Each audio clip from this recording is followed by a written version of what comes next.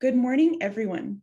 My name is Emily Blake, and I am the Smart Justice Program Officer for the Michelson 20MM Foundation. This morning, I have the distinct pleasure of welcoming you and serving as today's MC for the event. Thank you so much for joining us for what we are sure will be a rich and timely discussion.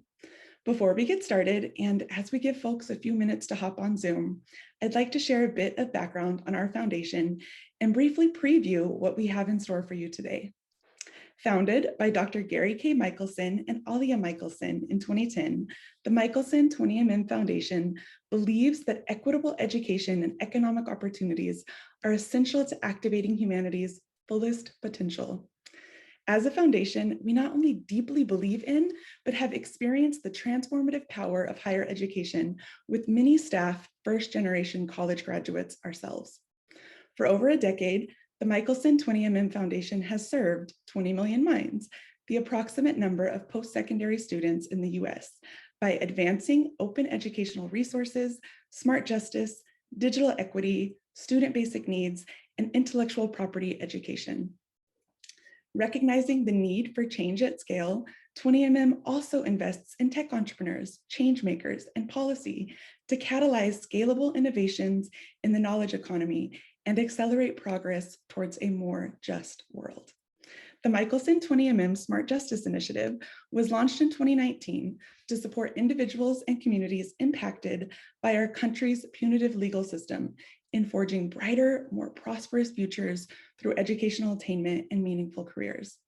The Smart Justice Initiative leverages higher education as the transformative intervention for both justice-involved individuals and the justice system itself. The Smart Justice Initiative's key focus areas include higher education in prison, supporting justice-involved students on campus, economic success, and racial equity, with a particular focus on policy and systems change. The event today was inspired by Pell restoration, but it is also a bigger conversation than Pell alone. In a lot of ways, Pell restoration is an indicator that policy is finally catching up to the vast higher education and prison research over the past 10 years. From this body of research, we know that higher education in prison reduces recidivism rates, improves conditions of confinement, results in savings for taxpayers, increases community safety, and drives greater economic prosperity overall. Investing in post-secondary programs in prison and continuing to support students as they transition home is one of the most impactful ways we can improve lives and society. Today, you will hear from subject matter experts at the intersection of higher education and justice to elaborate on these points further. Before we get started, a few housekeeping notes. I want to remind everyone that you will be able to ask questions via the Zoom Q&A function. Please use the Q&A function rather than the chat feature. We'll be dedicating the last portion of our webinar to answer some, if not all, of your queries. And with that said, it's my pleasure to now introduce the Michelson 20MM Foundation's founder and chair, Dr. Gary Michelson. Dr. Michelson is one of the world's most prolific inventors with over 900 patents to his name. He and his wife, Alia, have committed the majority of their vast resources towards charitable endeavors as catalytic philanthropists. Please join me in warmly welcoming Dr. Michelson. Thank you, Emily. First, it's good to see so many old friends. I think that we all like the story of the self-made person who chisels as if out of stone their own destiny, rising above all adversity. I myself left home when I was 17, and I worked my way through college and then medical school. So I think I have the bona fides to question that notion. It is true that my outcome was not preordained, but the gifts I had already been given were sufficient to give me a real chance to succeed. I and my 20 Million Minds Foundation have been fighting for more than a decade to undo the notion that there are throwaway people and that the real purpose of prison is to isolate and punish those people. An incarceration philosophy that ignores the reality that 95% of those incarcerated are getting out. Now, I anticipate that people who will speak after me will say that both remedial education and college behind bars are no-brainers by any metric. First, education, be it remedial, college, or a trade or skill, has been proven to markedly reduce recidivism. Combine that with a been there and done that support group, and the success of these programs soars into the 90th percentiles.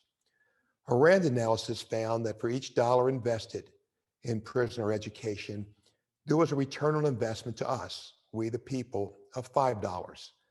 And while some fortunate few will be physically endowed by their creator to be a Michael Jordan or become a successful entertainer, for almost everyone else, education is the ticket out and up. And when an individual escapes the turning wheel of recidivism, the benefit is not just to them, but to their entire families, and then in a multiplier effect, again, to society. So while some have called education in prison a second chance, I think that most of us in this conference today know that that is really not right. For so many, it really is a long denied first chance. Thank you very much. Thank you so much, Dr. Michelson. It is now my pleasure to introduce Danny Murillo. Danny is currently a graduate student in the Social and Cultural Analysis of Education program at California State University, Long Beach. Danny served as the program analyst at the Campaign for College Opportunity, where he led the campaign's efforts to increase awareness for the unique challenges facing currently and formerly incarcerated students in California's public higher education system. He is the primary author of the campaign's latest research, the Possibility Report, From Prison to College Degrees in California, which he will be presenting on today. Danny transferred from Cerritos College to the University of California, Berkeley, where he co-founded Underground Scholars Initiative, a student organization and support program dedicated to supporting formerly incarcerated and system-impacted students. He is co-founder and advisory board member of the Alliance for Higher Education in Prison. Danny previously served as a program analyst for the Vera Institute and was a research and program analyst at Corrections to College California, a 5-year initiative designed to expand access to California's public colleges and universities for currently and formerly incarcerated students. Danny is the recipient of several fellowships, the Open Society Foundation Soros Justice Advocacy Fellowship, Rockwood Leadership Institute of Returning Citizens Fellowship, and Just Leadership USA Leading with Conviction Fellowship, to name a few. He has appeared in Decarcerated Podcast, GQ Magazine, NPR, Option B Stories, The Appeal Podcast, The New Yorker Magazine, Univision, and 60 Minutes with Oprah. Please join me in warmly welcoming Danny Murillo. Thank you, Emily, and good morning, everyone. And thank you to the Michelson 20MM Foundation for the invitation and opportunity to share with you the latest publication from the Campaign for College Opportunity, the Possibility Report, From Prison to College Degrees in California. The Possibility Report is made possible with the generous support from the Art for Justice Fund and the Michelson 20MM Foundation. This report aims to highlight the current state of educational barriers for current and formerly incarcerated Californians. Making higher education accessible for all Californians means illuminating and strengthening pathways to degrees for the nearly 650,000 Californians who are incarcerated, on parole, or probation. Next slide, please.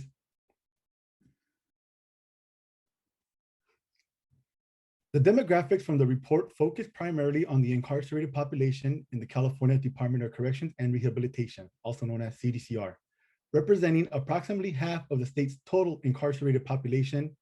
Disaggregated data by race, ethnicity, gender, and age is accessible via CDCR's website. Nearly 70% of people who are on state parole are Black and Latinx, and the opportunity to access and complete some form of college degree or credential will increase their chances of overcoming post-incarceration barriers and opens the doors to new possibilities of career, economic mobility, housing, healthcare, civic engagement, and uplifting of entire families and communities. The takeaway from this slide for me is the racial injustice that exists in California with the disproportionate rate of incarceration and Black and Latinx males. Next slide, please. In 2020, less than 9% of the state prison population was enrolled in a post-secondary education, face-to-face or correspondence program, and less than 1% of the state prison population earned a college degree. In the previous slide, I pointed out the racial injustice that exists in California prisons. In this slide, I want to point out the racial inequity that exists in accessing college education in California state prisons. According to CDCR, Office of Correctional Education, from July 2018 to June 2020, 8,236 people were released from state prison who were enrolled in a college course while incarcerated. At the same time, 595 people earned a college degree before the release. There is tremendous opportunity for public colleges and universities in California to expand and provide quality post-secondary education and support services to incarcerated students and create a pathway from prison to college campuses. It is both an economic and racial justice imperative to promote college access and degree attainment. Next slide, please. Last summer, the Campaign for College Opportunity hosted 3 virtual focus groups with 29 students representing a cross-section of California community colleges, Cal State universities, and University of California campuses. The focus group participants were diverse in terms of gender and race, ethnicity, and they had an array of experiences accessing and succeeding in higher education. The focus groups included individuals who were enrolled in a college program while incarcerated and continued their education upon release, as well as participants who enrolled only after the release from jail or prison. Their academic interests varied from certificate degrees, associates in arts and science, associate degree for transfer, bachelor's, master's, PhDs, and law degrees. Although our focus group participants had a diverse set of life experiences, 5 common themes emerged from all 3 focus groups, and they are parole and probation, housing, employment, targeted support, and career transition. Next slide, please.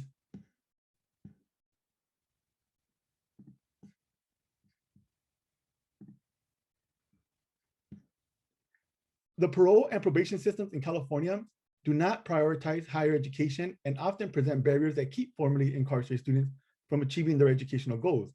There is no centralized policy guidance on managing and supporting formerly incarcerated students on parole or probation.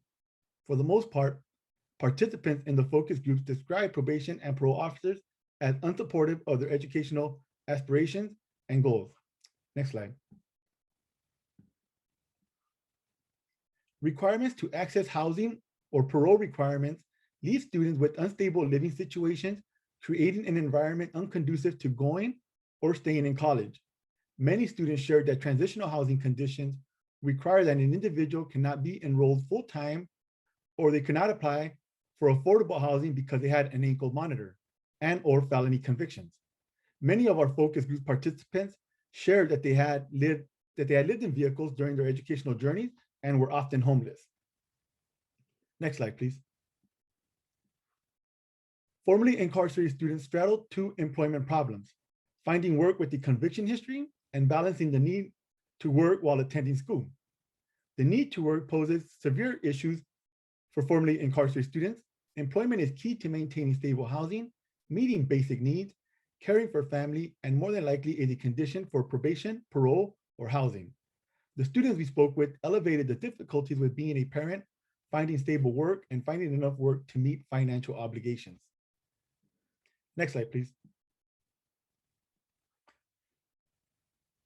Support services are crucial to college retention, but are inconsistent across campuses, and in some instances, the responsibility to create a space for formerly incarcerated students falls on the students themselves.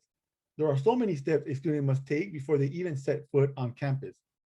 That is why many of our focus group participants suggested that higher education support began before release while incarcerated. Students urged that support take the form of advising and help with transcripts, registration, financial aid, housing, mental health services, and legal support. As an example of the type of support students need while incarcerated, several students reference their lack of knowledge about selective service, registration, conditions for financial aid, requiring men between ages of 18 to 25 to sign up for selective service. Next slide, please. Campus advisors lack the knowledge and understanding to properly advise students with criminal records or career opportunities. Due to their arrest and conviction history, Formerly incarcerated students need expert and often legal guidance as they map out their career aspirations. Even after receiving their degree, formerly incarcerated students are not guaranteed employment, especially if their chosen career requires a licensure, certification, or clearance. There are more than 50 occupational licensing boards and bureaus in California tasked with granting licensure certifications to more than 200 professions. Existing licensing barriers impact formerly incarcerated students' choices in academic majors and career fields, and too often academic and career advisors are unaware of those barriers. Next slide, please. Recommendations in the possibility report address these challenges and encourage immediate action from colleges and college campuses, the state and federal government to increase college opportunity for these students. Recommendations include ensuring better transitional services from incarceration to enrollment, continuing investments on campus support services, and implementing hiring policies that prohibit the use of a conviction against qualified applicants on campuses. In closing, I want to thank once again the focus group participants who were willing to be open and honest about their post-incarceration journey into a public college or university. As a state, we have a real opportunity to create change for generations of Californians caught up in the carceral system. For far too long, California has overinvested in prisons to solve our social and material issues, but has provided minimal resources or funding to colleges and universities to offer an alternative to incarceration. It is time to change that, and I hope this report builds on the work that so many people, especially on this panel today, have contributed to making college accessible to incarcerated and formerly incarcerated people. Thank you.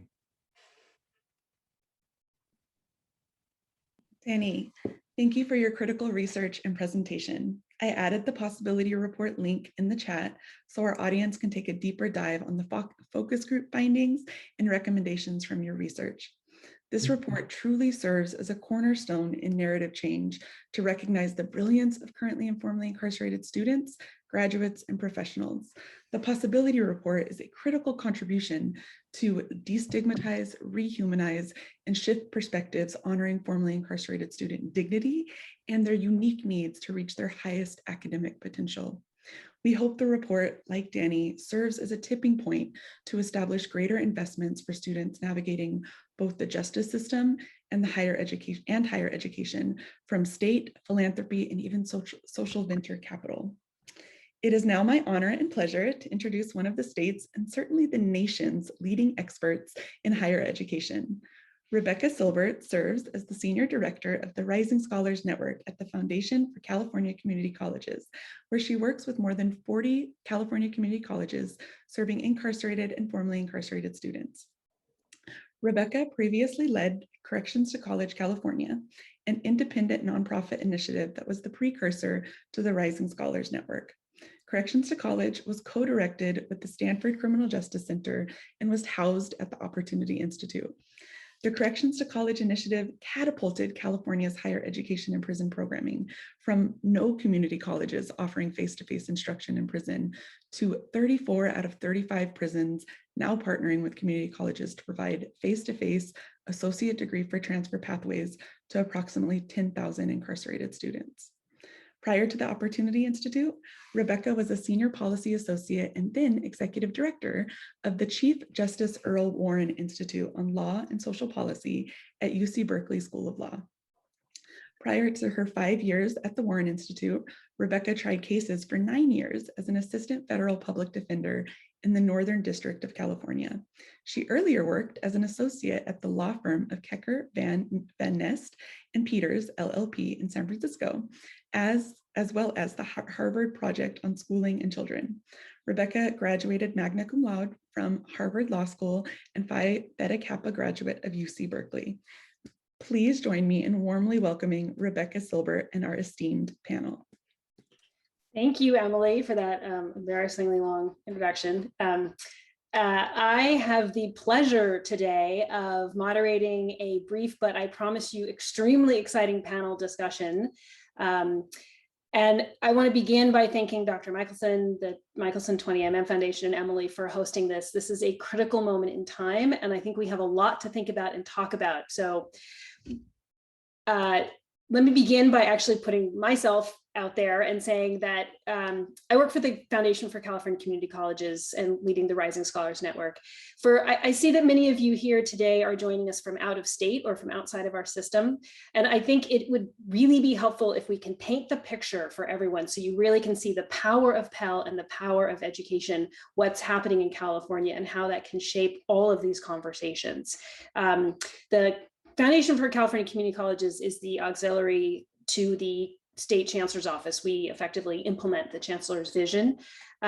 Chancellor Oakley is incredibly supportive and has said on multiple occasions, this isn't about what the students, anything that the students did or anything that someone deserves. This is about us as a state. This is about us serving everyone. Everyone in the state of California deserves every opportunity that our public higher education system has been designed to provide. And we will do whatever it takes to reach every student and make sure that we provide that opportunity.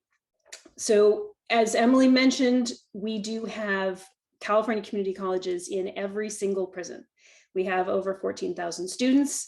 In normal times, more than half of those are face-to-face. We're limited only by the number of classrooms that we get. And we have wait lists at every single prison. And understanding how we got here and how this plays into Pell requires just an incredibly brief policy description of California. Promise brief. We have 3 segments: the community colleges, the CSU, and the UCs.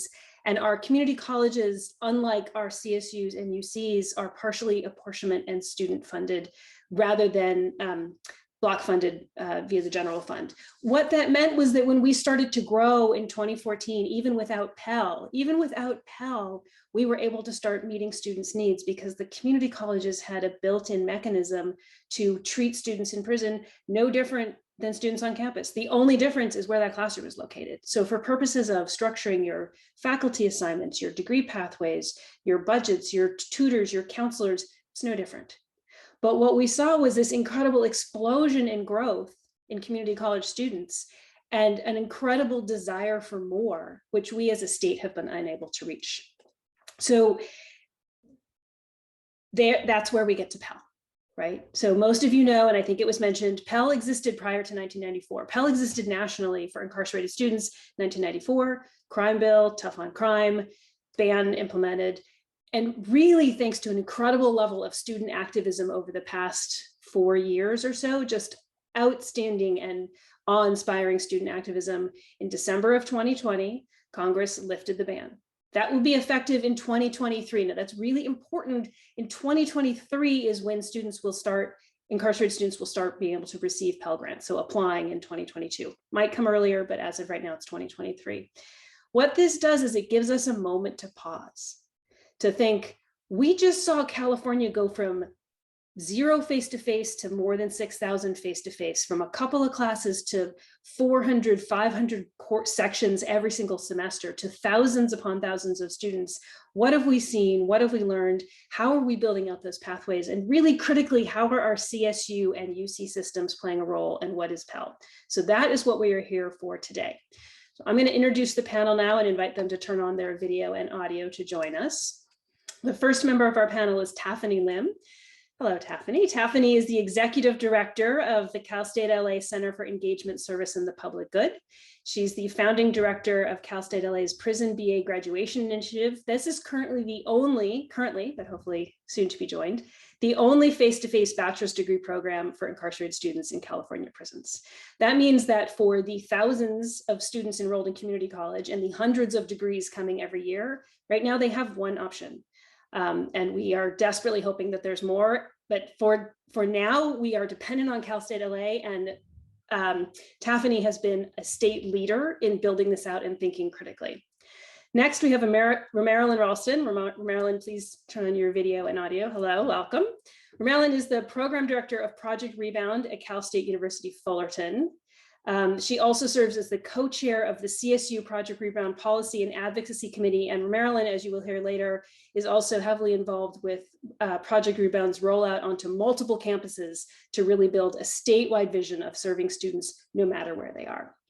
And last, we have Karamet Ryder. Karamet, turn on your, there you are. Karamet is the program director at UC Irvine's Levering Inspiring Futures Through Educational Degrees. Much easier to say UCI lifted. At UCI, she is the associate professor in the Department of Criminology, Law, and Society at the School of Law at UC Irvine and the director of Lifted. So with that, I want to bring us into conversation. Let's start with you, Taffany. So Taffany, Cal State LA was one of the original Second Chance Pell sites, and I think many of you watching today know. So Second Chance Pell was the first step in restoring Pell. There were a couple of colleges and universities selected, a couple, I think it was 60 something. Cal State LA was one of them. So how have you been serving incarcerated students? What does that look like? And what does this upcoming Pell change mean for you? Thanks, Rebecca. Thank you all for joining us today. And I had a chance to reflect on this before this morning, and I realized we started our program in 2015. We started offering 4-credit courses at Lancaster State Prison, which is a maximum security prison. We've got 2 cohorts of students. They're getting bachelor's degrees in communication. And the first cohort is graduating with their bachelor's degrees at the end of this spring. And the second cohort will have graduated by the end of this fall. So by 2020-21, we will have about 40 college graduates. And of those students, we actually have 9 of them who've had their sentences commuted, largely in part because of their participation in this program.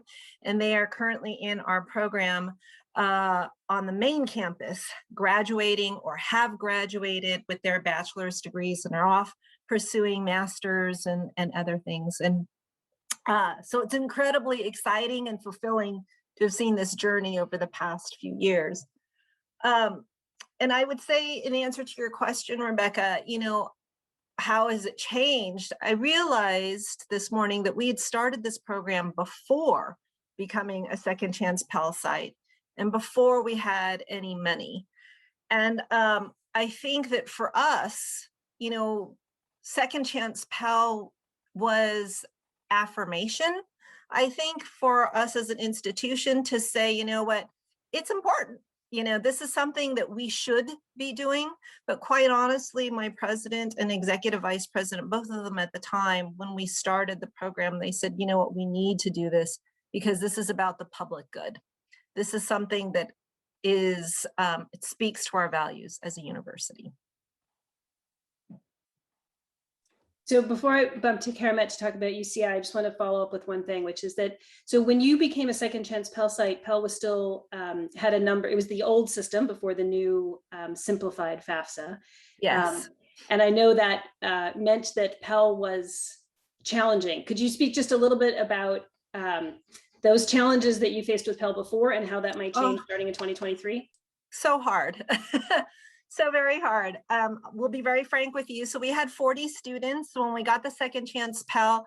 I think the first 2 years, so from like 2015, 2018 or so, we drew down less than $50,000. I think that's really important. And anytime a university contacts me and asks me about it, we're really, really open about it.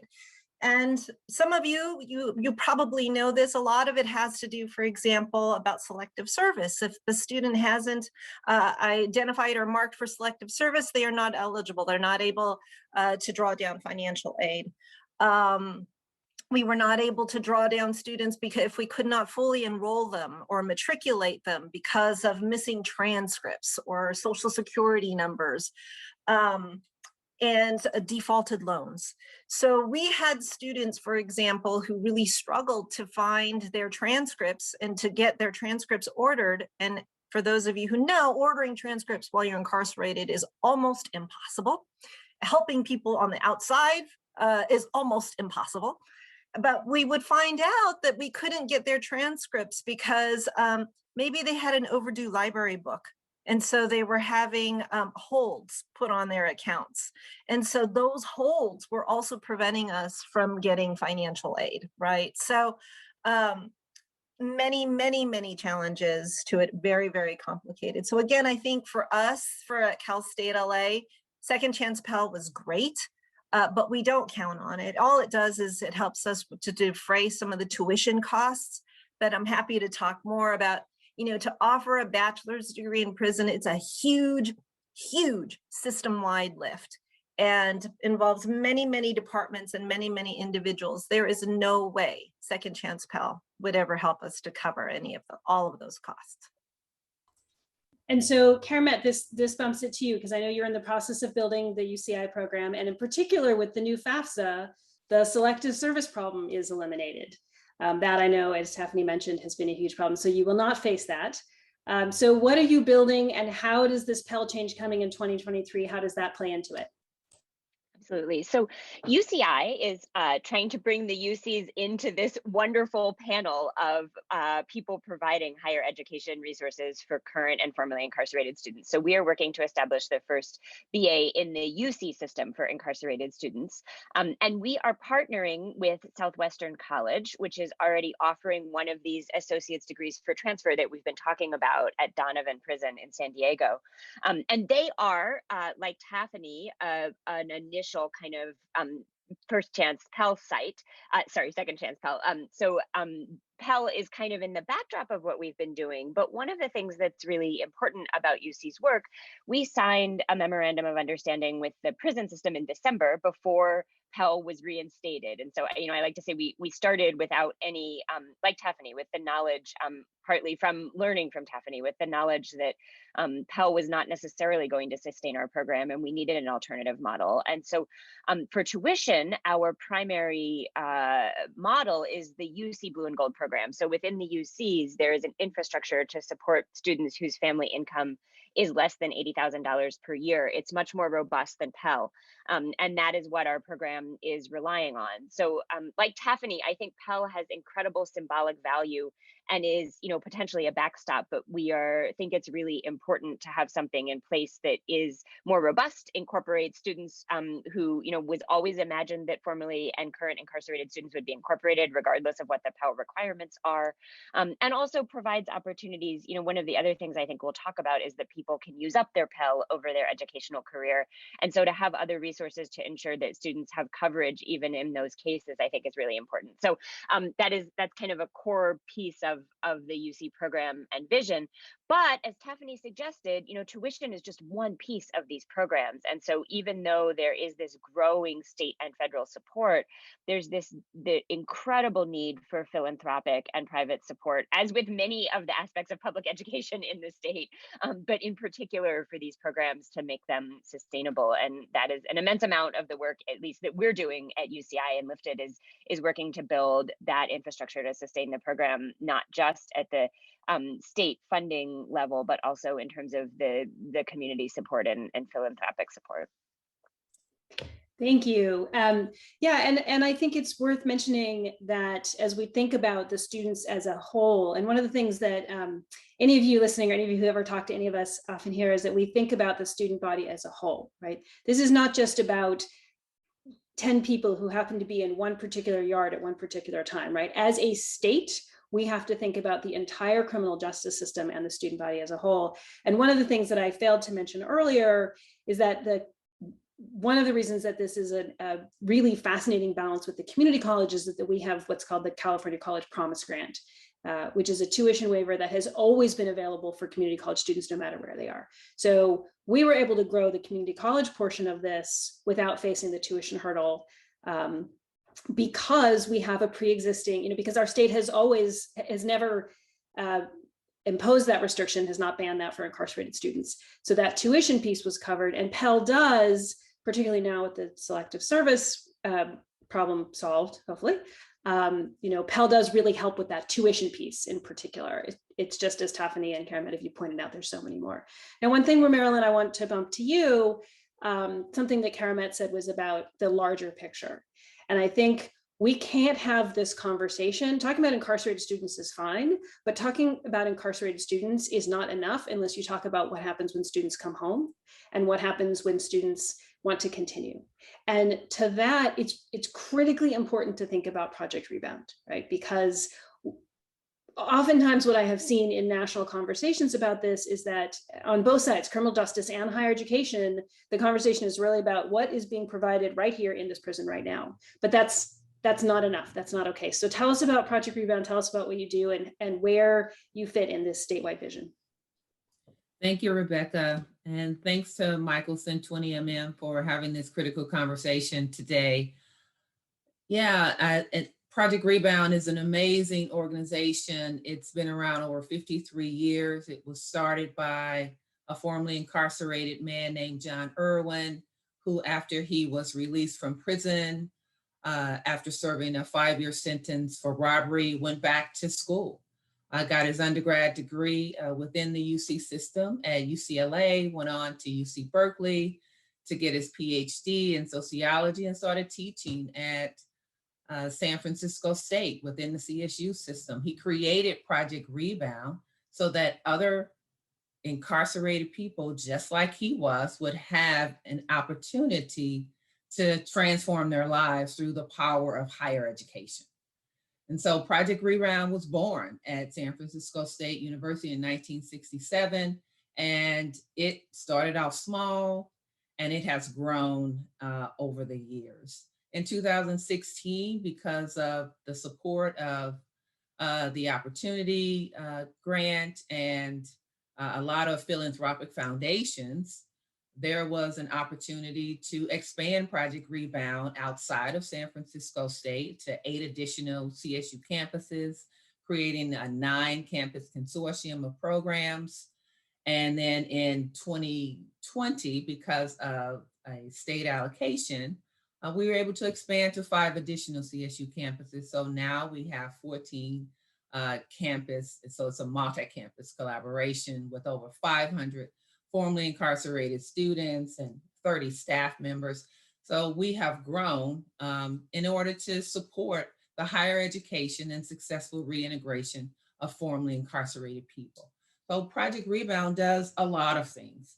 For those who are still incarcerated, we create a pipeline for students who are within the community college system, who are earning their undergrad credits through one of the locally, regionally accredited community colleges, the system that you work within, Rebecca, and we support them with education planning, with college prep, with advising, transcript evaluation, enrollment support, social support, financial planning, which is so important for students, whether they're incarcerated or not. So we provide all of these kinds of services for folks who are still inside CDCR prisons, looking for their way into higher education post-release. So this is really, really important for folks inside because we get thousands of letters from the 35 prisons within California. All of these incarcerated students are, looking for their second chance, their first chance, their opportunity to finish the degrees that they started before prison. So we get a variety of situations from students. They come from every walk of life. So it's really important that now we have these connections between the community colleges, the CSUs, and the UCs. So this is really a great opportunity, as you pointed out. So once we engage with incarcerated students, help them figure out a plan for the next steps. Hopefully they're transfer ready. If they're not transfer ready to apply to a CSU or a UC, then we connect them once they're released to a local community college so that they can complete their undergrad credits and be ready for transfer. But once they come to us, to any of our Project Rebound campuses, then we have a number of supportive resources for students, which we're really proud of because we've seen our students thrive. Project Rebound has a 0% recidivism rate because we know that higher education, the more higher education one has, the less likely they are to recidivate. Like Dr. Michelson said, the investment that we put into individuals through education, the return is exponential.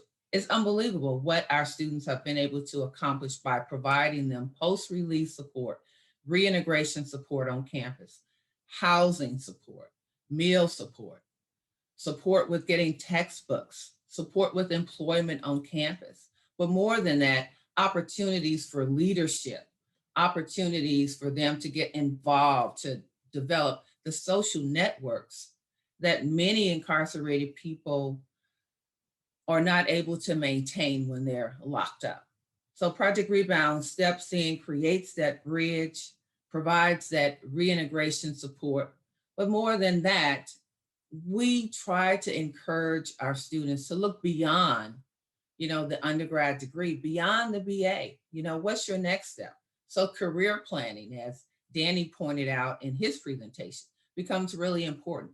We want students to not just get a bachelor's degree, but get a master's degree and a PhD. And so our students are going on to achieve graduate degrees, PhDs, law degrees, and giving back to the community, changing their family dynamics, increasing, the opportunities for formerly incarcerated people to get into career pathways that lead to credentials and licensing of all kinds. So we have a lot of resources, and we're very proud of the work that we do in California. And we hope that the 14 campus programs that we currently have will continue to increase.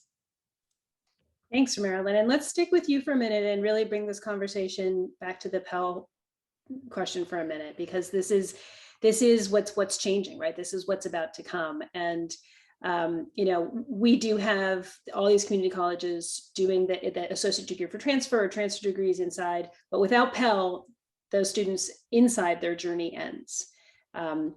Many people expect, and I think we would all expect, that with Pell coming, the demand will be even greater on students who receive those lower division courses from the community colleges and just want more, right? They want more, they deserve more, and we as a state need to give them more. It's also likely to increase the number of colleges who are looking at the state prison system and thinking that might be a student group that they want to serve. So as we have this breathing space, as we have this moment before Pell starts, what are your thoughts, Marilyn, about how we need to think about this systemically? What protections, what are we worried about? What do we want to get ahead of before this comes? That's a great question, Rebecca. I think there's a few things that we need to be thinking about as far as protecting incarcerated students, because as you said, there's going to be an increase in colleges and universities wanting to provide education to incarcerated people, especially since there's federal dollars on the table. There's going to be more interest of students who are incarcerated. So we need to be really mindful and intentional about, how we provide that education for them. So I think first, we need to make sure that incarcerated students get the best possible education. And that means, looking at regionally accredited colleges and universities that can provide face-to-face in-person instruction. Because of COVID, our whole system changed and we kind of pivoted towards correspondence packages type learning, remote learning. But we want to make sure and ensure that post-COVID, we return to the modalities that we had in place, those that are most successful, most rewarding to our students, and that's face-to-face instruction. Yes, we should still have opportunities for correspondence and remote learning, but we should ensure that we don't get stuck there. And sometimes we have, a history of getting stuck in a place. So we want to make sure that going forward, incarcerated students get the best quality education possible. And that's going to be from regionally accredited colleges and universities, nonprofit colleges and universities who can provide, in-person learning. And then we also, want to make sure that those colleges and universities provide all of the supports that students need inside. And so accessing those students to provide that counseling and academic advising and all of that is going to be really crucial. So I think those are some of the main things that we need to be focused on. And then, as the prison system thinks about taking on the increase of volume of students that may be interested in college programs, they need to consider prioritizing higher education by allowing those who are enrolled in full-time college programs to use that time as a full-time assignment. Currently right now, incarcerated people, all able-bodied incarcerated people are required to work or be part of a training program, but college programs are considered voluntary. So if you're in a college program, then you have to complete those assignments, all of that coursework outside of your normal work hours.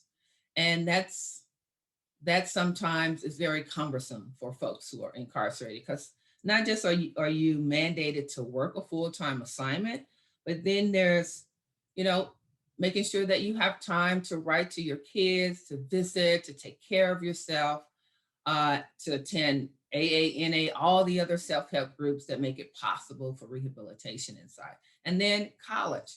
So prioritizing higher education as a assignment, as a program with a status of A1A, which is, a full-time assignment, and recognizing that higher education should not just be voluntary, it can be voluntary, but that it should be also, recognized and valued as a full-time assignment.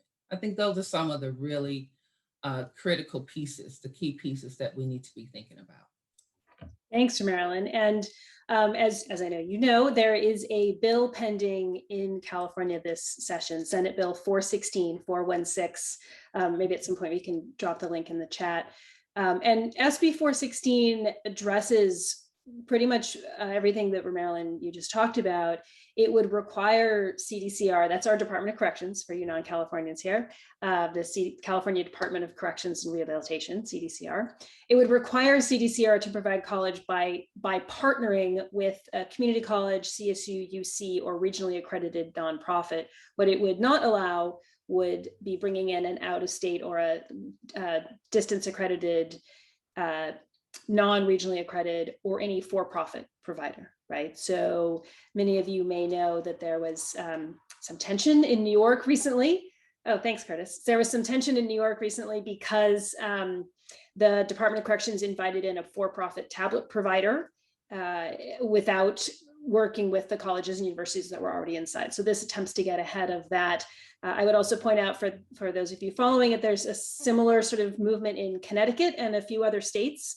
And it raises this question of, as we think about Pell and we think about the issue of quality, like where are those pressure points? Where are those ability to protect the students, as you point out, Marilyn? And I'm actually, Taffany and Cameron, I'm going to ask you a question that I didn't actually run by you first, but I'm confident that you can wing it, which is this.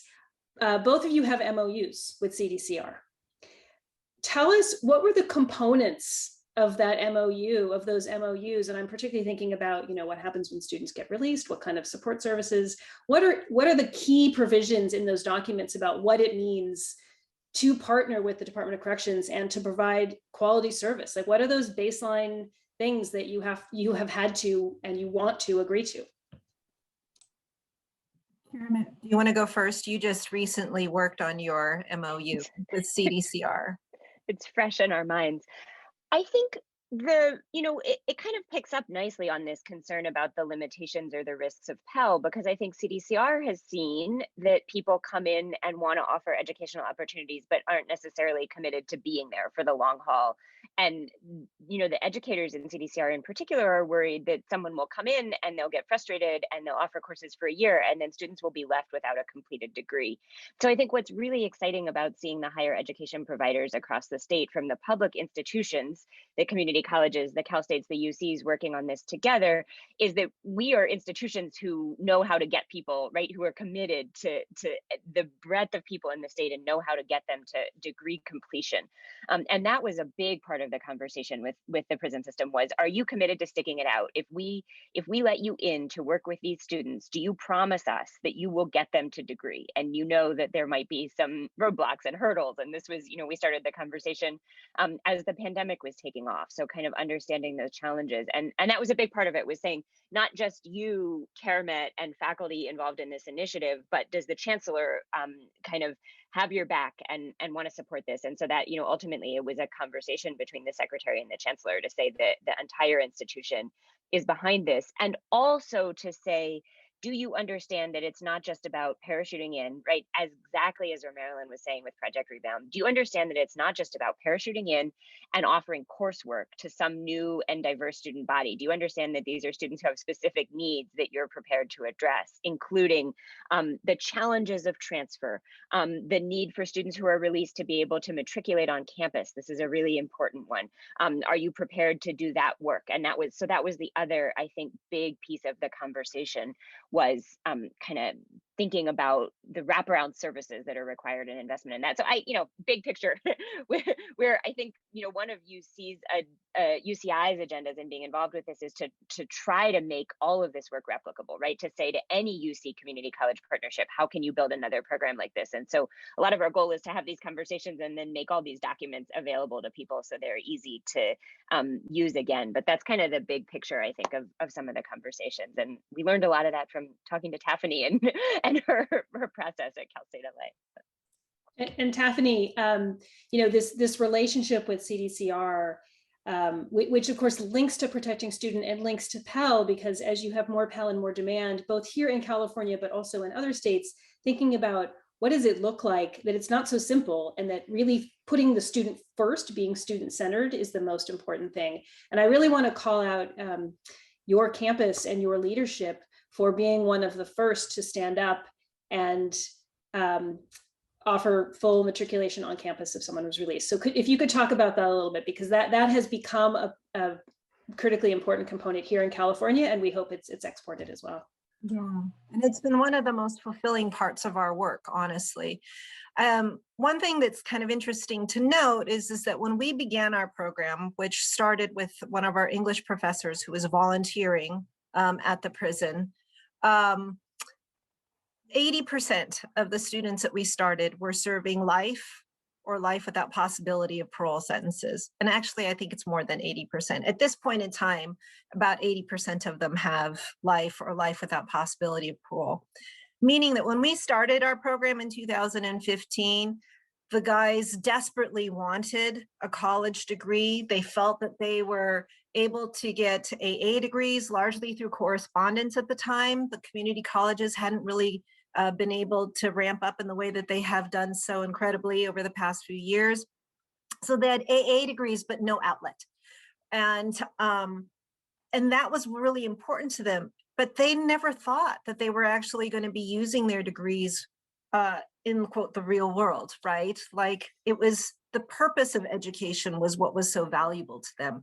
And that's actually something that I learned from them as well. Well, for those of you who aren't from California, our former governor, Governor Brown, really kind of began to make some change, and a lot of it because he wanted to try to right some of the wrongs I think that he felt the first time he was the governor.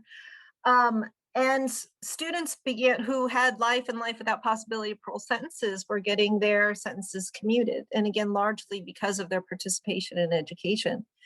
And what's happened is that since these commutations started in about 2018, 2019, our students started getting released.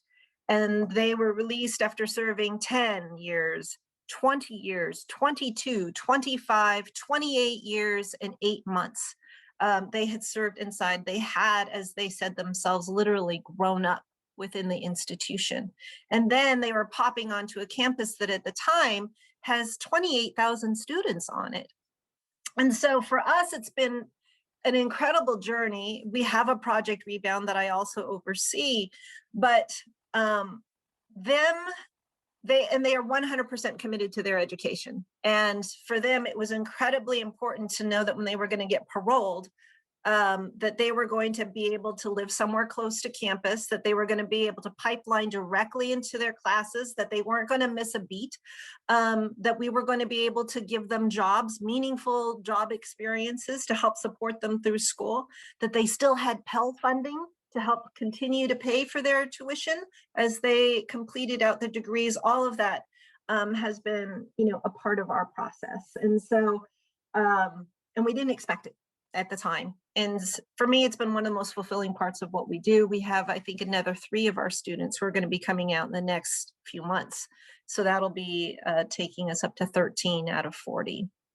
But I want to, Rebecca, if I could have a conversation a little bit that Karamet and Romarilyn started. I think that we have a little bit of a delicate push in California with CDCR and our students in Pell, in that we've learned through our experiences that it really has to be face-to-face, is what Romarilyn said, right? But in this pandemic, we have been able to shift, and we've piloted a Canvas course inside, which has been amazing. But I think the delicate push for us is like, I think that in some ways CDCR has looked at that and said, wow, like if we can do that and you could do that, you could potentially be hitting a lot more students than the 40 that you are currently serving, right? And for us, that's delicate because we know that the need is so high. There are so many community college students who are getting AA degrees, ADT degrees, who need a place to go, and so for us, it's a very delicate balance, because I am very sensitive to the fact that there's waiting lists, that there are people who need an education, but I'm also very sensitive to the fact that we are able to do this program in a hybrid and a correspondence way right now, really successfully, only because we have had former relationships with these students, and we've known them since 2015 or 2016. This is not the way we would want to be offering a college degree moving on. And so I think, kind of a conversation about that delicate push-pull with Pell funding and wanting to have volume, but really needing to hang on to that quality, I think is really touching on, what Romarilyn and Karamet were saying, that is something that weighs on us. Yeah, and one thing, Tiffany, and I know you think about this too, that we talk a lot about at UC Irvine, is that we want these incarcerated students to have as similar as possible opportunities as our students would on campus, right? And that's a way of saying they have the same counseling and library resources to the extent possible. They have access to drama, or, right? How can we really strategize about giving them a college experience, not just sitting in a classroom a couple hours a week? And I find that a really helpful way to think about this, right? Like what that means is just changing so drastically for everyone in higher ed right now.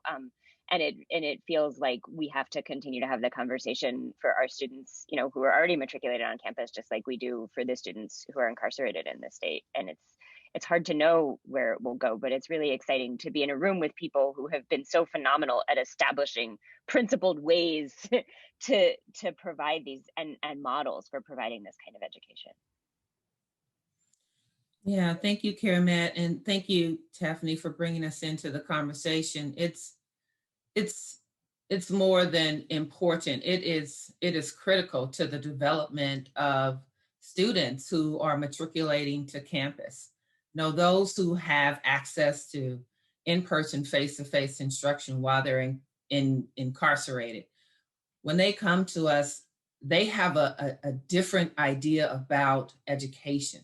They're able to reintegrate into the classroom, into the campus, a lot smoother than our students who have only been receiving access through packets and correspondence.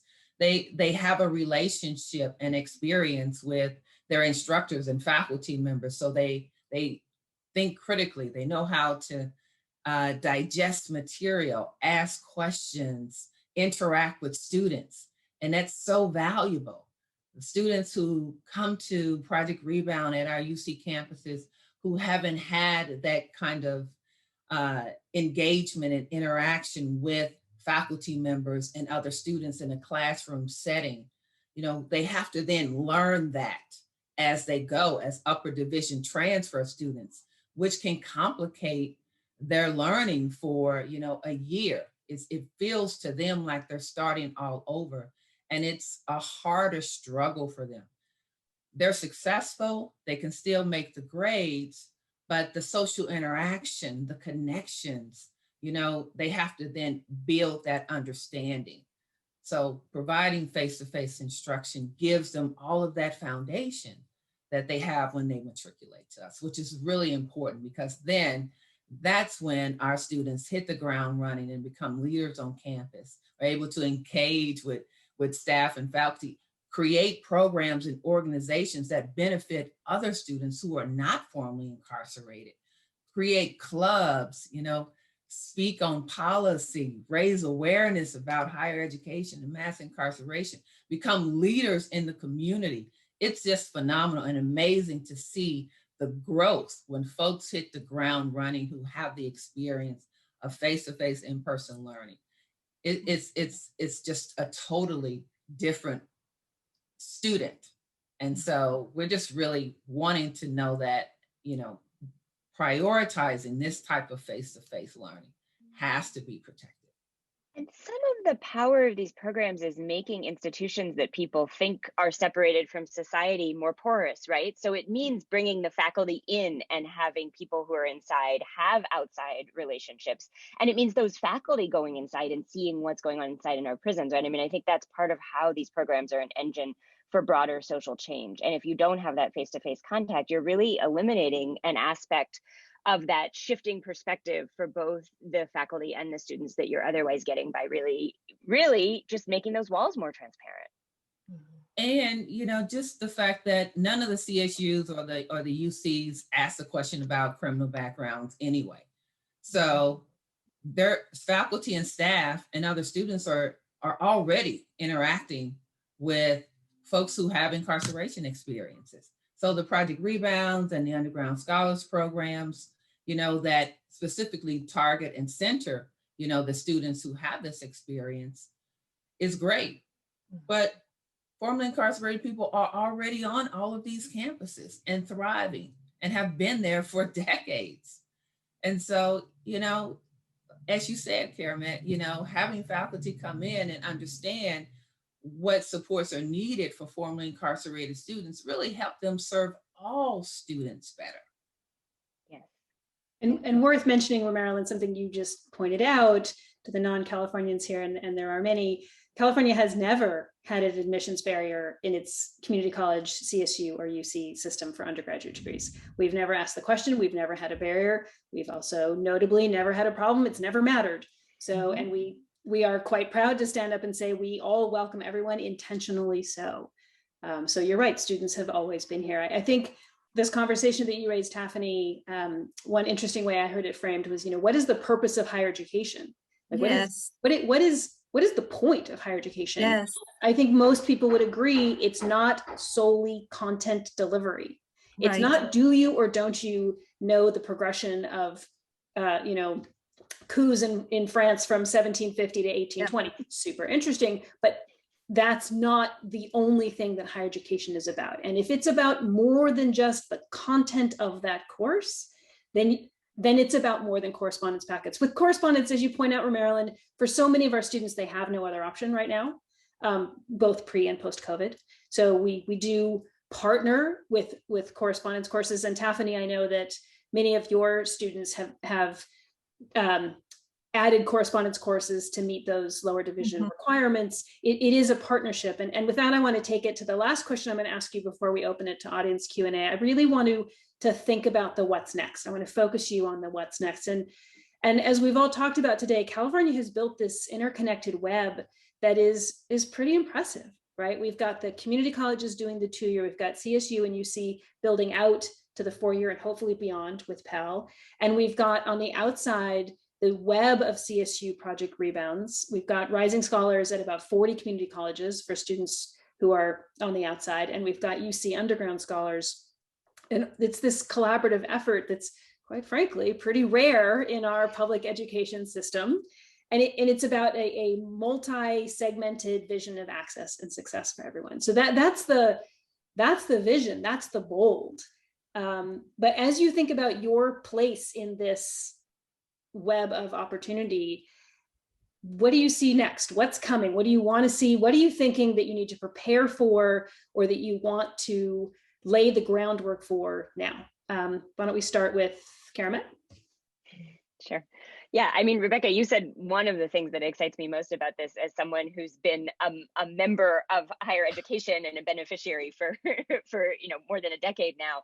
I am so excited to see the collaboration this represents, the realization of the idea that anyone from anywhere can get a college degree in California, and the fact that you often see a lot of kind of territoriality and negotiating between the community colleges and the Cal States and the UCs. And in this, I think we have a model of just really excited support for each other around a common goal, and that's really exciting in terms of the opportunities it's going to create for students in the state. To me.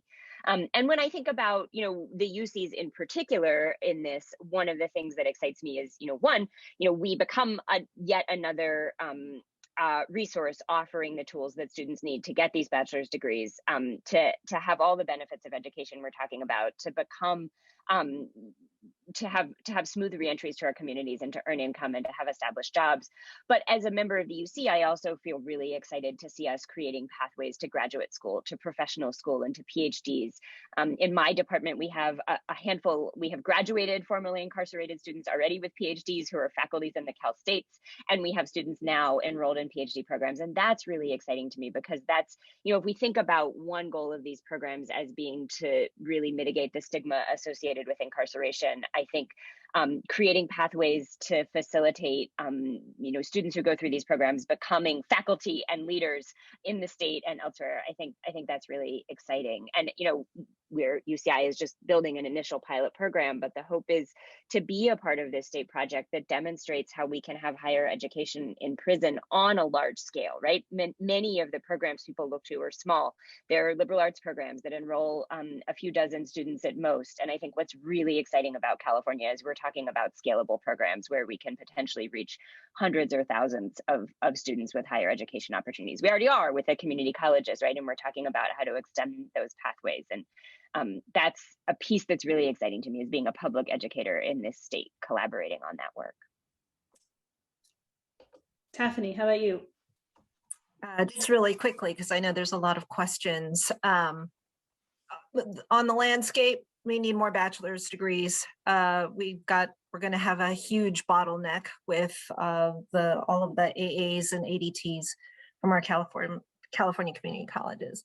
But I think my vision about this is, and it goes back to like what the purpose of education is. I think that students who are incarcerated or formerly incarcerated college students are generally first gens, right? They're first gen students and their families. And what I really believe is that what we're doing is we're creating what my students have called a ripple effect that is not only inspiring them and their yard mates to go to school and to pursue education, but it's also encouraging their friends, their families, their neighborhoods, their aunts, their uncles, their cousins, their nieces, their future children. And to me, that means what we're ultimately doing is really breaking cycles of intergenerational incarceration. And that is really powerful. Marilyn, your vision for the state and Rebound. Wow. What Taffany just said was pretty much my vision for the state. And thank you. I'll just add that, we have to continue to invest in education, in higher education. We have to stop putting the majority of our money into incarceration. Incarceration is not the answer. Punishment is not the answer. We need to provide resources and services and opportunities and ways for folks to reinvent their lives and to transform their lives, their families and communities, as Taffany just laid out. As Karamet just said, have more opportunities to education and to degree programs and careers.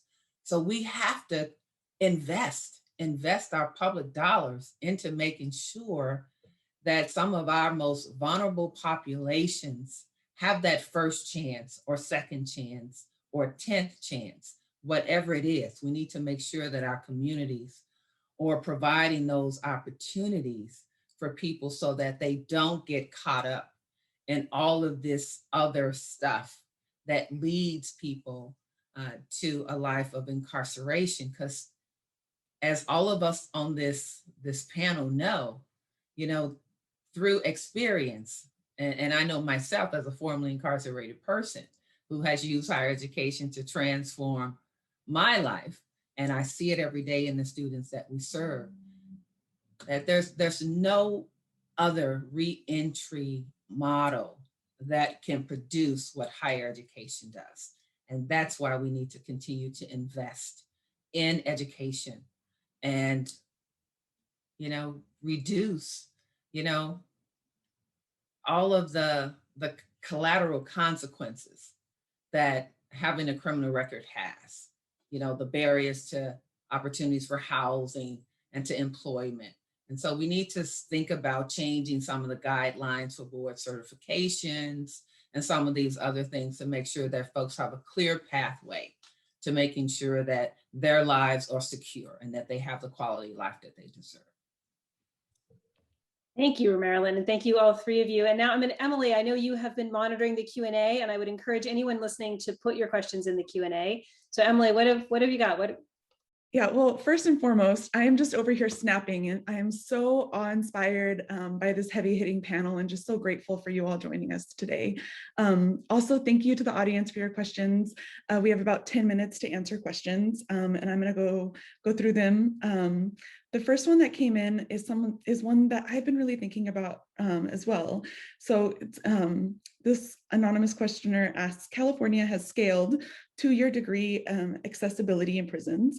What can scale look like at the 4-year college level? What's really possible?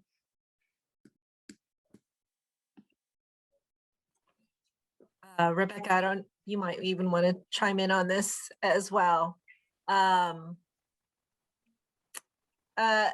There are more and more universities that are looking to create bachelor's degrees in prisons. And Sacramento State has started video conferencing with 2 different prisons. And I'm not exactly sure how many students. And I know Pitzer College, Karamet, where is Pitzer? They're with CRC. With CRC, and I think have a small number of students as well. I think that I know from the CSU perspective, again, prison education, it speaks to our values as a system.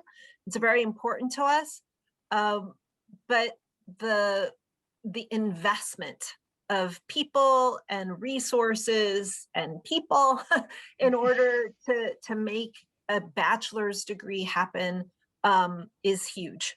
And so it's not that there isn't the desire to, but it takes time for it to start.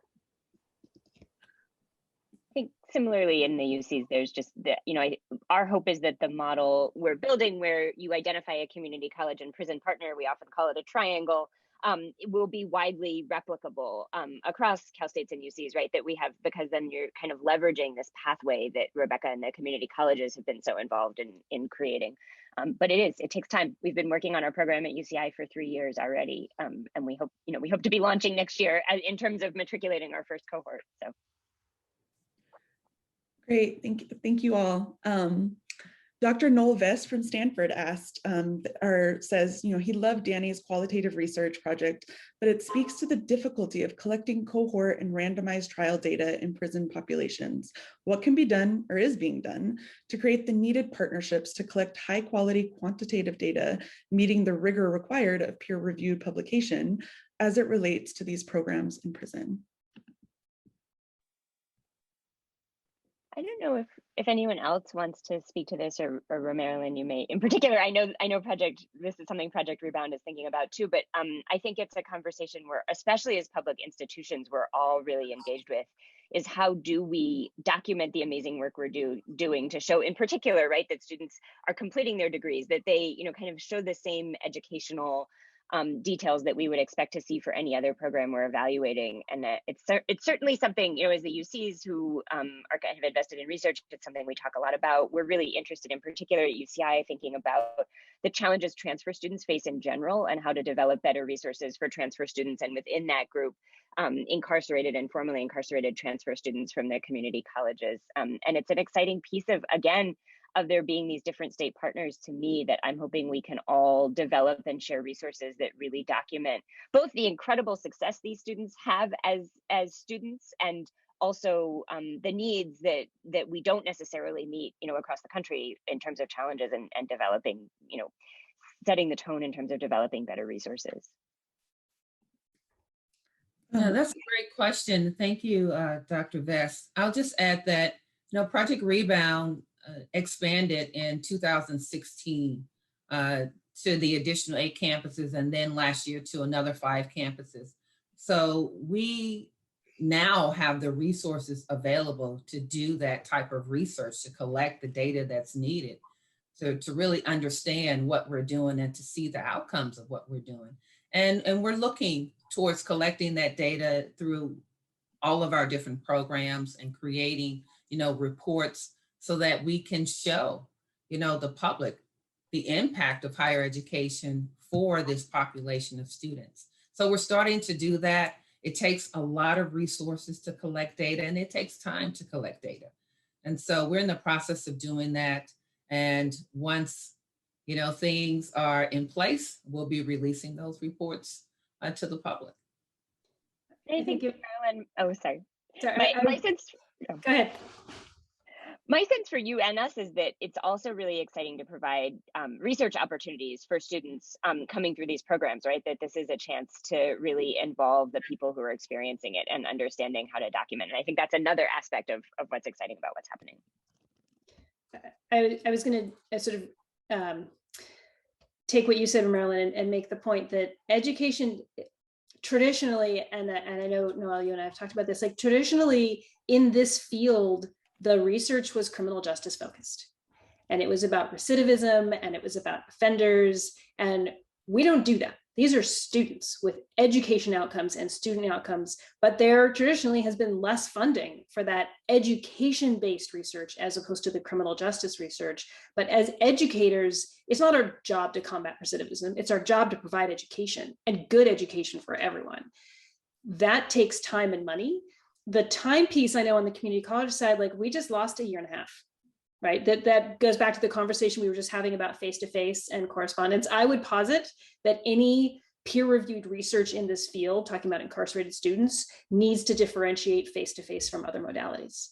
And when you just lost 1.5 years, we're sort of starting fresh, hopefully fall of 2021. So I think the research is coming, and I think the funding is coming on the education side. Legislatively, there does tend to often be more interest in the public safety piece of it. That's less of my background, so I can't speak to it as much.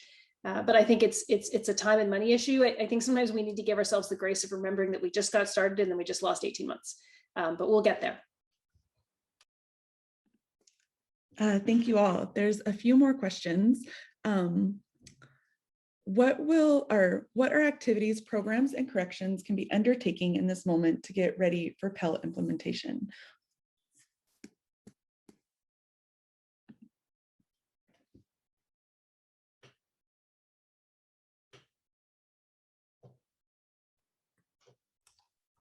Well, I will answer it to say that we encourage the community colleges not to use Pell. So, which I think I've mentioned, you know, we have the tuition waiver, and actually we really encourage all of our colleges, and we try to communicate to all of our students that the California College Promise Grant, the CCPG, is not time limited. Pell is time limited.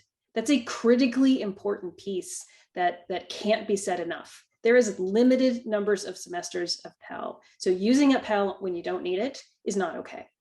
So from the community college side, getting ready for Pell is really trying to communicate both to our CDCR partners and to our students what's coming and what it might mean, but why we need to provide a lot of education to communities inside prison about the restrictions on Pell, the benefit of Pell, why you might want to wait. Great, thank you. Another question set from an anonymous attendee says, as someone with an incarcerated sibling who has been reluctant to engage in college because of the in-person nature of course delivery, a preference to learn on his own, I struggle with the idea that there is no path toward high quality distance learning. What would you say to my brother if he approached with this desire to learn, just not in the way you're describing? I think that in our experience at Cal State LA, what we learned was a lot of our students experienced a lot of insecurities and challenges to their education in their younger years. They will tell you themselves that they were called stupid, that they got very little support inside the classrooms. They were high school and middle school dropouts.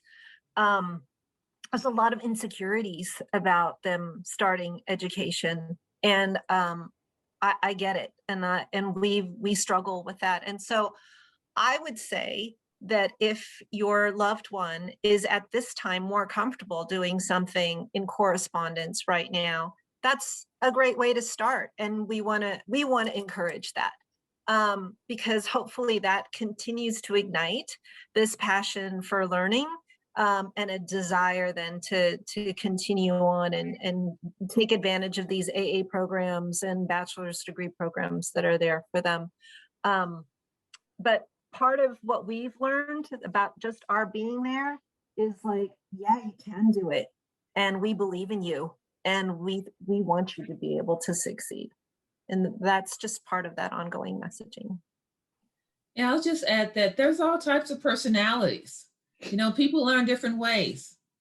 A lot of people enjoy independent learning, and I think that's wonderful. Other people like the engagement and the satisfaction that they get with interacting with folks. Whatever best fits the person is what they should do. You know, learning is learning, you know, long as the person gets to learn and engage with the material in the way that they feel is most valuable for them.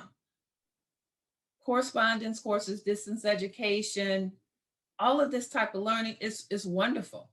You learn, but we're just saying that there's a value with interacting with individuals, with people, to creating those cohorts, engaging with the material and wrestling with it and interrogating it with a group that's really engaging, and developing those social networks is really important, especially for incarcerated people. And some of the legislative work you're doing, Maryland, is just to ensure that the idea of correspondence courses doesn't push out those opportunities, right? I think having a range of opportunities is fantastic. And that's why all of us are in the room working together, so that there are different majors and different routes that people can take from within prison. But we don't want to do, you know, we've seen other states push out those opportunities to do distance learning only. And that's the fear, I think. That is the fear. And we need options, and we need opportunities that suit everyone's needs. So a variety of modalities is what's going to work best. Awesome. Yes. Thank you. Thank you all so much for answering that, that all very thoughtfully. Another question that came in is, what's your number one concern in regards to the restoration of Pell for incarcerated students? Quality, bad actors, logistical hurdles, distance education replacing face-to-face? I think this is a question for all the panelists, and even you, Rebecca. All of the both and.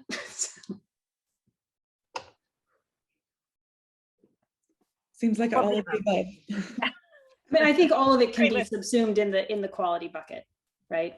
Because being student-centered is about quality. Face-to-face versus distance is about quality, right? It all comes to quality, and it comes back to that conversation, something about the push-pull you were talking about, Taffany, where, you know, who is the arbiter of quality? Who is the arbiter, and where does that quality determination happen? And I think that's an ongoing thing. It's not an easy answer, but we will get there. We have a lot of people paying attention, and at the end of the day, we have hundreds and thousands of students holding us accountable. Awesome. Again, thank you to the audience and to our esteemed panelists for engaging in this conversation. I now want to introduce our keynote closing address speaker, Dr. Lande Jose. Lande is Senior Policy Advisor for Higher Education for Governor Gavin Newsom. She is responsible for developing and shaping the governor's higher education policy agenda, which is focused on protecting college affordability, preserving college access, and increasing system efficiency in order to meet the state's need for a skilled and educated workforce. Prior to this appointment, Lande served as Executive Director of California Competes, a nonprofit, nonpartisan project that develops and advocates on behalf of policies to equitably boost California's post-secondary degree attainment. Her experience in higher education spans college admissions at Vassar College, education and workforce development funding at the James Irvine Foundation, and research and evaluation at MDRC, where she managed a comprehensive evaluation of the Achieving the Dream initiative. An ardent advocate for college affordability, in 2014, she was appointed to the California Student Aid Commission by Governor Jerry Brown and served as chair for 2 years. She has served on boards of the Institute of College Access and Success, the Institute of Higher Education Policy, and until her appointment to the governor's office, she was a WASC Senior College and University Commissioner. She currently serves on the Advisory Committee for Higher Education Policy Center at the Public Policy Institute of California and on the Board of Trustees at Occidental College. A graduate of Occidental, she earned her master's degree from the School of Public Affairs at UCLA, go Bruins, and holds a PhD from the Massachusetts Institute of Technology. She was recently awarded an honorary doctorate from her alma mater. Please join me in warmly welcoming Dr. Lande Ajose. Thank you so much, Emily. Go Bruins. I am so delighted to be with you all today. Thank you so much for having me. I'm sorry that I couldn't be here this morning, but earlier, but I have been with people all across the state. One of the great advantages of Zoom life is that you can be in Southern California and Northern California all in one single day, and in fact, over the course of 3 hours. So I appreciate being with you all now. I wanted to talk to you a little bit about equity and how we are thinking about equity and what that means for your work. About a year ago, when the governor had to make the very difficult decision to close the state so that we could all stay safe, our higher education systems ended up going digital. Everyone went online. And what we found was that over the course of 3 weeks, thousands of courses went from being face-to-face to being in person or being distance learning. That was an extraordinary feat, and especially for higher education, which isn't often known as being particularly nimble. However, as we think about equity, what we actually learned in the process of moving from being in person to being online is that it wasn't really equitable for everyone. It wasn't equitable for everyone because it turns out not everyone had an appropriate device to be able to be online. Not everyone had sufficient internet access to be able to take courses online. And there are some folks who had neither of those things and potentially had to go back to correspondence courses in order to continue with their educational journeys. That is not equity. That is not the promise of California. And that certainly is not what the governor envisions when we think about a California for all. And so with that reality, it occurred to us that when we think about crises, we need to really think about what is the life cycle of a crisis? What does that look like? And how can we shape it? And what we know about crises is that at some point, eventually in the future, those crises will be resolved and we'll be on to our quote unquote new normal, our next normal.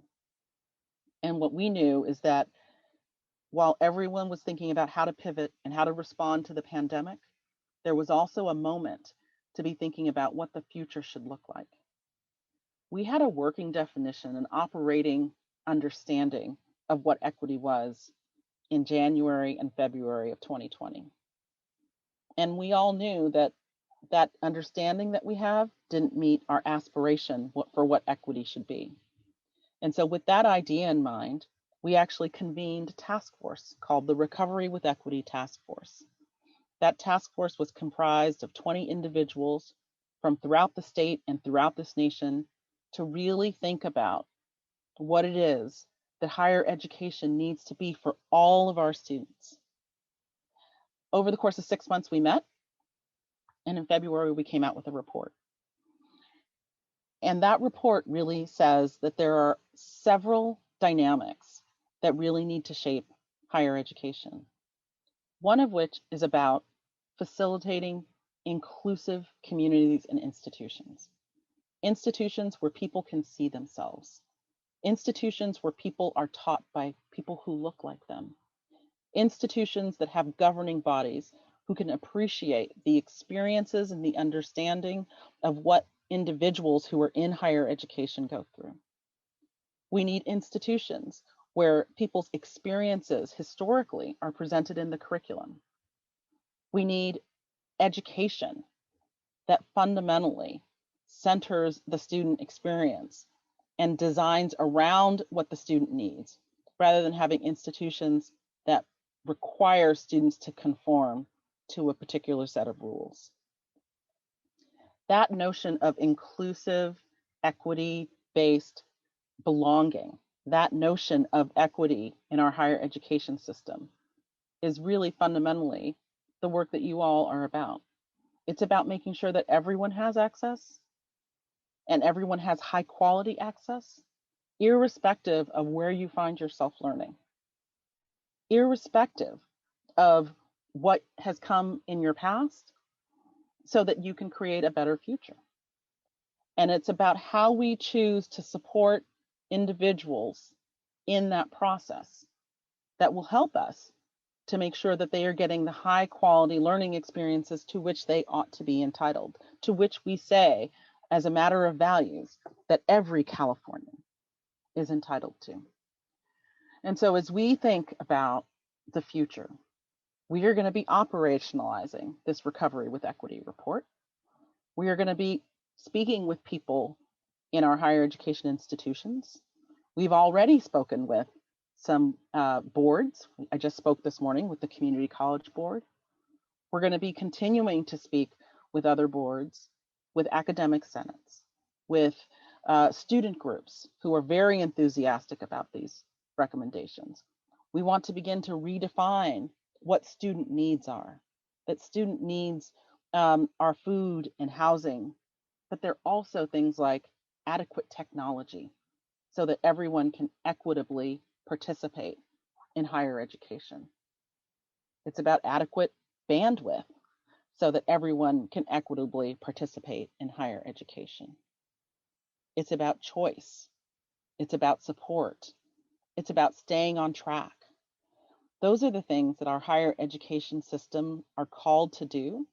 And we are called to do that in a way that does not preserve the very high walls and the silos of the UC and the CSU and the community colleges.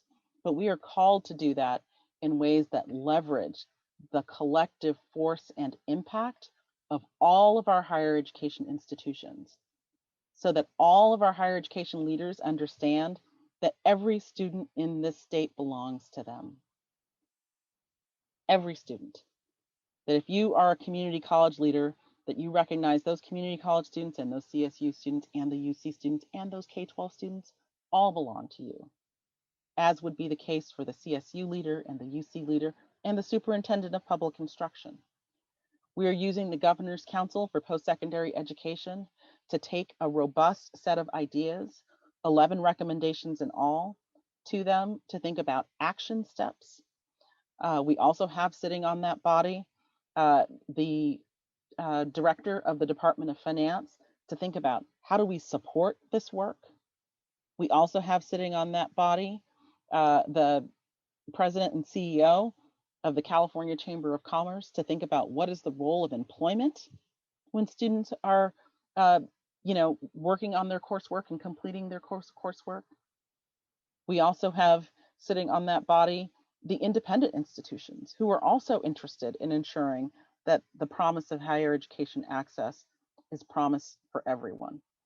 So I say that because I'm enormously grateful for all of the work that you are doing. And I want you to know that the higher education system stands ready to work in partnership with you to make sure that every student in the state, irrespective of where they reside, irrespective of what circumstances have come before, are guaranteed the access to high quality education and to education that fundamentally speaks to their promise as a student, as a resident of the state, and their ability to contribute to the future of California. Thank you. Such a powerful sentiment that all students belong to the higher education systems. Thank you so much, Lande, and thank you to our esteemed presenter, moderator, and panelists for today's insightful conversation. I am so inspired by these phenomenal leaders, and I know you all are as well. The vision our panelists painted is the highest promise and significance of Pell reinstatement, acknowledging that this work of higher education in prison is important, valuable, worthy of investment, and that students are students regardless of where they begin their higher education journeys. We'll post the recording of today's discussion on our YouTube channel, the Michelson 20mm Foundation, tomorrow. Meanwhile, you can stay engaged and sign up for our newsletter at 20mm.org. That is 20mm.org to receive news and updates about our next Smart Justice and other higher education events. We are honored that you spent this time with us this morning. We look forward to connecting with you to hear about the fantastic work you all are doing to help justice-involved scholars to thrive. If you have any questions or feedback, I would personally love to hear from you. Feel free to reach out to me directly at emily@20mm.org. Thanks again for joining us and have a beautiful day.